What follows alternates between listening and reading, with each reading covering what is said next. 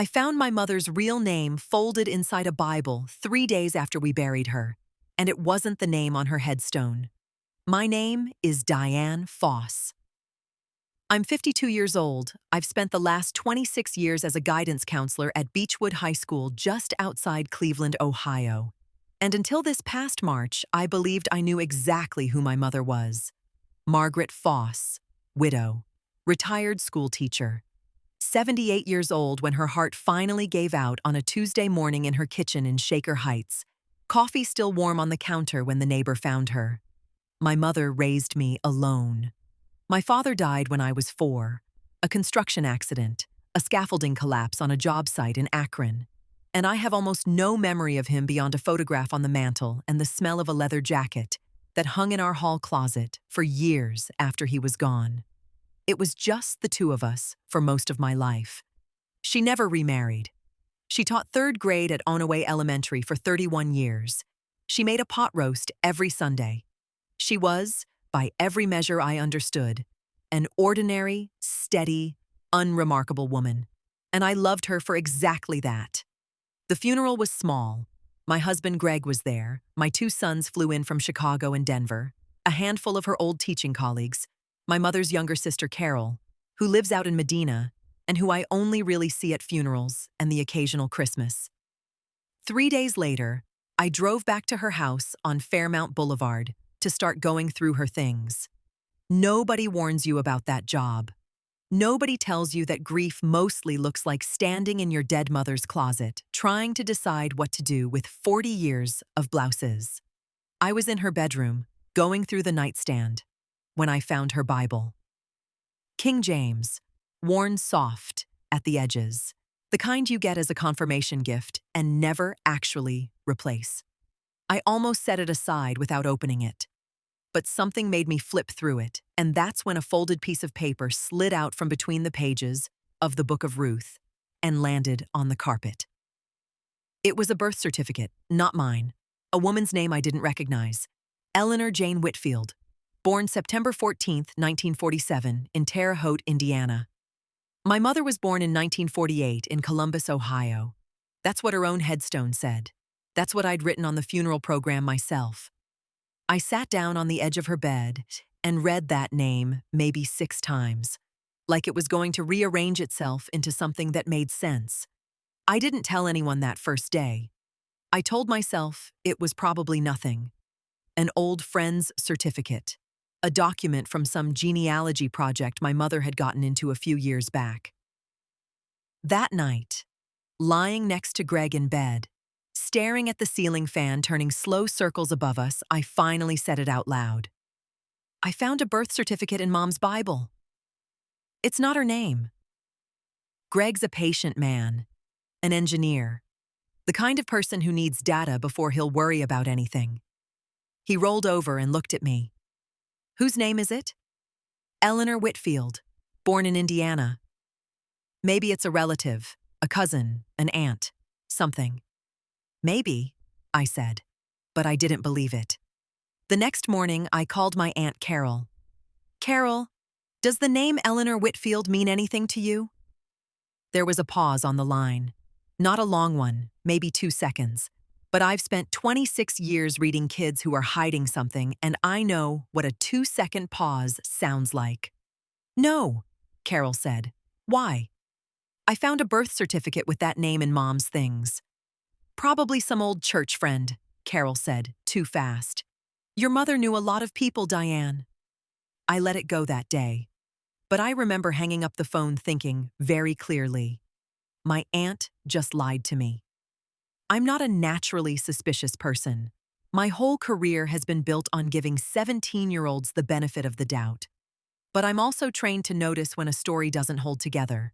And my mother's story had just stopped holding together. So I went back to the house that weekend, and I did something I'm not proud of.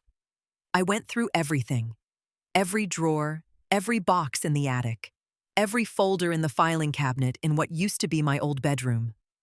I found her Social Security card, issued in 1968 under the name Margaret Foss. I found her teaching certificate, also under Margaret Foss, dated 1971. Nothing before 1968 existed under that name. Not a school record, not a driver's license, not one single document. It was like my mother's life started at age 20. In a shoebox at the very back of her closet, underneath a stack of old photographs, I found a small manila envelope, and inside it was a newspaper clipping, brittle and yellowed, from the Terre Haute Tribune-Star, dated June 1967. The headline read, "Local woman missing. Family asks for help." The photograph underneath it was grainy, black and white, but I knew that face. I'd looked at that face across a kitchen table for 50 years. It was my mother, 19 years old, under a different name.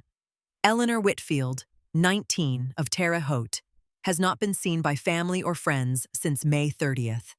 Her father, Harold Whitfield, says she left for what she described as a weekend trip and never returned.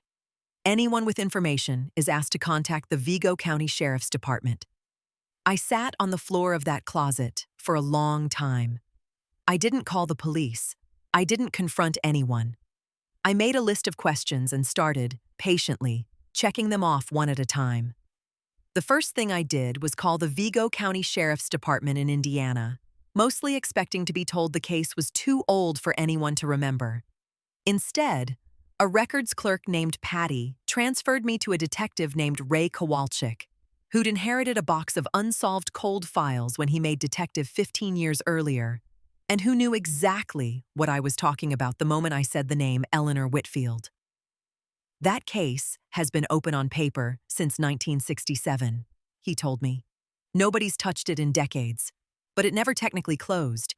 You're telling me you think you might be her daughter?" "I think my mother might have been Eleanor Whitfield," I said. "I don't know what that means yet." Ray said he'd pull whatever was left in the physical file and get back to me. It took him 9 days. What he found reshaped everything I understood about my mother's entire life. Eleanor Whitfield had disappeared in the spring of 1967 after telling her family she was going away for the weekend, with a boyfriend her father disapproved of. A young man named Curtis Boone, 23, who worked at a grain elevator outside town and had a minor arrest record for check fraud. The Whitfield family filed a missing persons report 3 weeks later. Curtis Boone was questioned, but had an alibi. He'd been at his sister's house in Terre Haute the entire weekend Eleanor vanished, corroborated by 3 witnesses. Nobody ever found Eleanor. Not a trace. The case went cold within a year. Ray told me something else that made the back of my neck go cold. There was a note in the file, added a few years later from a follow-up call the family made. Her father said he'd heard a rumor, never confirmed, that Eleanor might have run off with a much older man from Ohio. Somebody the family didn't approve of. Somebody who wasn't Curtis Boone at all. I drove to Medina to see my Aunt Carol in person. No phone call this time. I sat across from her at her kitchen table and put the newspaper clipping down in front of her. Carol looked at it for a long moment. Then she looked up at me, and I watched something in her face just give out, like a wall finally settling under weight it had been holding for 58 years. "I promised her I'd never tell," Carol said. "I promised her at her wedding to your father. She made me swear on my own mother's grave." "Carol, I need you to tell me now." She was quiet for almost a full minute. Then she told me. Margaret, Eleanor, had not run off with Curtis Boone at all. She'd left Terre Haute with a man named Walter Grissom, a traveling insurance salesman 22 years her senior, married, from Columbus, Ohio. Carol had met Margaret through a mutual friend in Columbus in 1968, a year after she'd disappeared. And Margaret had told her, in strict confidence, that she'd run from an abusive father, fallen in with the wrong man to escape him, and eventually escaped that relationship too, alone, with nothing but a new name she'd built for herself out of a library card and a forged transcript and sheer will. Walter Grissom was not my biological father. My mother had left him within a year of arriving in Ohio. She met my actual father, the man on the mantle, the man who died on that scaffolding, 2 years later, under the name Margaret Foss, with no legal paperwork connecting it to Eleanor Whitfield at all. She was terrified, Carol said, her voice cracking. Terrified her father would find her. Terrified Walter would find her. She built an entire life out of nothing because the alternative was going home, and going home wasn't safe. I called Ray Kowalczyk back and told him what I'd learned.